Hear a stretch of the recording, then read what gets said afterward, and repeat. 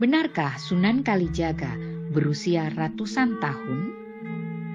Ini jawabannya. Tidak ada kisah di tanah Jawa dari era akhir Kerajaan Majapahit hingga Mataram Islam yang tidak berhubungan dengan Sunan Kalijaga.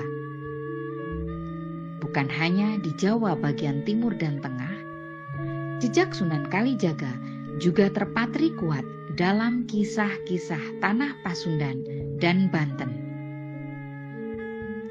Tidak berlebihan jika Sunan Kalijaga dijuluki sebagai penjaga raja-raja Islam tanah Jawa. Namun benarkah sosok yang disebutkan dalam kisah-kisah itu adalah Sunan Kalijaga? Sebab jika benar, maka usia Sunan Kalijaga mencapai 136 tahun. Ataukah kehadiran Sunan Kalijaga di beberapa tempat di rentang waktu ratusan tahun itu hanya secara spiritual, sebagaimana yang dialami Pangeran Diponegoro ketika bertapa di Gua Songkamal di selatan Yogyakarta? Mari kita lihat 8 hal penting terkait Sunan Kalijaga. Pertama, Sunan Kalijaga adalah putra Adipati Tuban Tumenggung Wilatikta atau Raden Sahur yang lahir tahun 1450 dengan nama Raden Said. Sempat menjadi berandal yang merampok orang kaya untuk dibagikan kepada rakyat jelata, sehingga ia mendapat julukan berandal Lokajaya. Raden Said kemudian bertemu Sunan Bonang dan menjadi muridnya. Setelah lulus, menjaga tongkat Sunan Bonang selama 3 tahun yang ditancapkan di tepi sungai. Sunan Kalijaga kemudian berdakwah mengikuti jejak gurunya. Dalam berdakwah, Sunan Kalijaga menggunakan media kesenian rakyat seperti wayang dan kidung. Sunan Kalijaga banyak membuat kisah pewayangan yang menyimpang dari kitab Mahabharata asli yang bersumber dari ajaran Hindu-Buddha. Salah satu cerita gubahannya yang paling terkenal adalah Petruk Jadi Raja, kisah satir yang cocok untuk segala zaman. Sedang kidung atau tembang ciptaan Sunan Kalijaga antara lain Lir Ilir dan Rumekso ing Wengi yang diyakini sebagai syair penolak bala. Kedua, Sunan Kalijaga merupakan anggota Dewan Wali Songo paling terkenal bersama Sunan Gunung Jati dari Cirebon.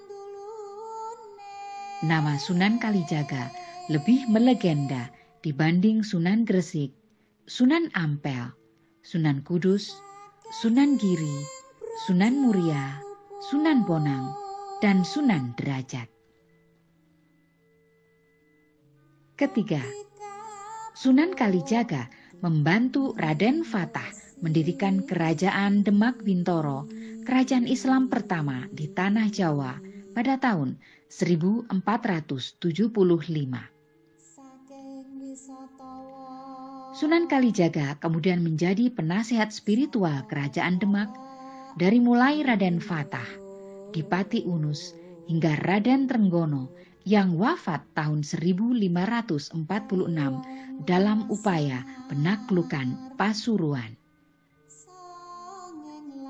Keempat, pertemuan Sunan Kalijaga dengan Prabu Brawijaya kelima atau Bre Kertabumi, raja terakhir Majapahit. Menurut serat Darmo Gandul, ketika Bre Kertabumi hendak lari ke Bali untuk meminta bantuan pasukan, Sunan Kalijaga berhasil menemui dan membujuknya agar mengurungkan niatnya. Bahkan Darmo Gandul menyebut Brawijaya terpengaruh oleh ajaran Islam yang disampaikan Sunan Kalijaga, sehingga Sabdo Palon Naya Genggong murka dan moksa seraya berjanji akan kembali 500 tahun lagi. Jika merujuk pada sejarah di mana Majapahit runtuh pada tahun 1478, maka pertemuan Sunan Kalijaga dengan Brawijaya V terjadi sebelum tahun itu. Kelima, Sunan Kalijaga merancang dan mendirikan Masjid Agung Demak di tahun 1401. Namun demikian, ada angka lain yakni 1466 di Pintu Bledek. Salah satu tiang jatinya terbuat dari tatal atau pecahan kayu yang diambil Sunan Kalijaga dari pohon jati raksasa di hutan Gunung Pati. Keenam, Sunan Kalijaga merestui Bupati Pajang Hadiwijaya alias Joko Tingkir membunuh Arya Panangsang atas permintaan Ratu Kalinyamat yang sedang bertapa tanpa busana setelah suaminya dibunuh oleh Arya Penangsang. Joko Tingkir kemudian meminjam tangan Danang Sutawijaya, anak angkatnya, dengan janji akan memberi tanah perdikan jika berhasil membunuh Arya Penangsang. Sutawijaya menyanggupi dengan dibantu ayahnya Ki Ageng Pamanahan dan juga Ki Panjawi serta Ki Juru Martani. Sutawijaya berhasil membunuh Arya Penangsang.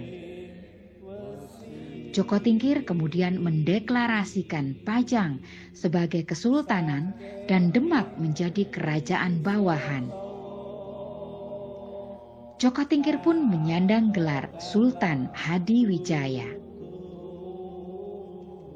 Ketujuh, Sunan Kalijaga membantu Ki Ageng Pamanahan mendirikan Kadipaten Mataram di wilayah hutan Mentawok yang diberikan Sultan Hadiwijaya setelah Ki Ageng Pamanahan wafat.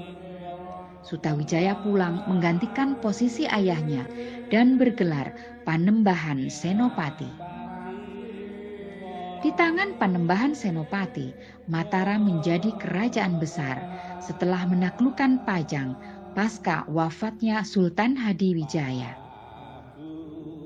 Panembahan Senopati disebut mengangkat Sunan Kalijaga sebagai penasihat. Sejarah mencatat Kesultanan Mataram Islam berdiri tahun 1586. Jika benar rentetan peristiwa tersebut dialami Sunan Kalijaga, maka berarti Sunan Kalijaga hidup di masa akhir Kerajaan Majapahit, ikut mendirikan dan menyaksikan keruntuhan Kerajaan Demak, ikut mendirikan dan menyaksikan keruntuhan Kesultanan Pajang, dan ikut membidani berdirinya Kerajaan Mataram Islam.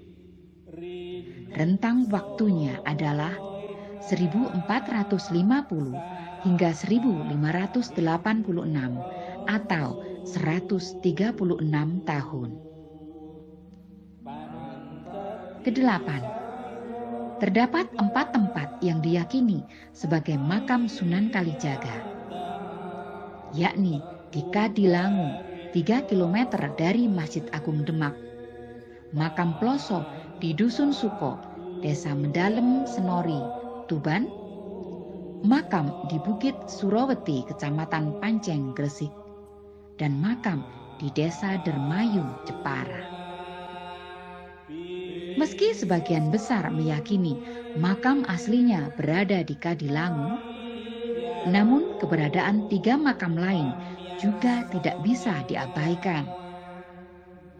Bahkan konon, Kiai Haji Abdurrahman Wahid atau Gus Dur mengesahkan keberadaan makam Sunan Kalijogo di Ploso melalui kunjungannya di tahun 1999. Di antara waktu itu ada kisah di mana Sunan Kalijaga berdakwah ke Palembang dan tinggal di Cirebon, yang saat itu menjadi bawahan Kerajaan Demak. Sunan Kalijaga ikut mempengaruhi keputusan Raden Trenggono menggerakkan pasukan untuk menundukkan Sunda Kelapa dan Banten Girang di bawah pimpinan Sunan Gunung Jati dan anaknya Maulana Hasanuddin.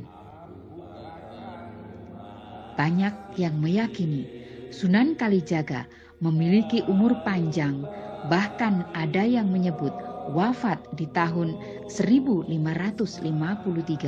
atau berusia 103. Namun tidak sedikit yang meyakini Sunan Kalijaga wafat di tahun 1513 atau saat berusia 63 tahun.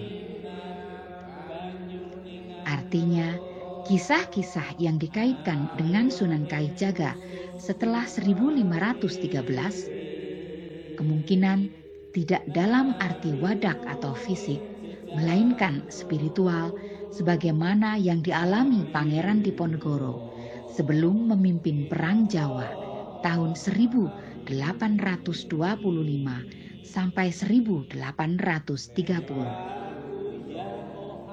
Bukankah Panembahan Senopati juga disebut pernah bertemu dan bermalam di istana Nyi Roro Kidul di Laut Selatan?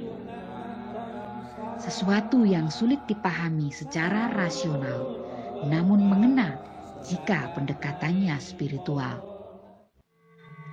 Sedang keberadaan makam lain di luar Kadilangu kemungkinan juga hanya berupa petilasan sang Sunan saat berdakwah. Wallahu a'lam bishawab.